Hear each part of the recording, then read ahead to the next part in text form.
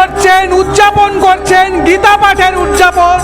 এখানে গান গাইছেন সনাতনী সাধুরা। এখানে সাধারণ যারা সনাতনী রয়েছেন তারা প্রচণ্ড উৎসাহে উলু দিচ্ছেন, শঙ্খধ্বনি হচ্ছে এবং প্রচুর উৎসাহে মানুষ নাচ করছেন গীতা পাঠের অনুষ্ঠানে।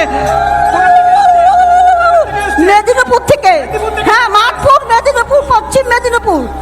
হ্যাঁ,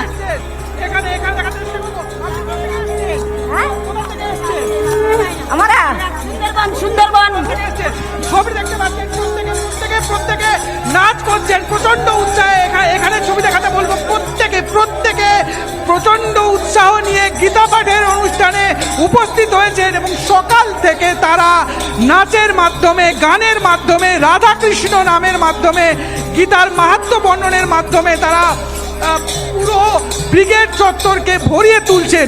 সময় যত বাড়ছে মানুষের ভিড়, ঢল, সনাতনীদের ভিড় এই ব্রিগেড সমাবেশে তত বাড়ছে। যত দিন বাড়ছে, বেলা বাড়ছে, তত সনাতনীরা এসে উপস্থিত হচ্ছেন এই ব্রিগেড প্যারেড ময়দানে। প্রচণ্ড উৎসাহে তারা কেউ উলু দিচ্ছেন,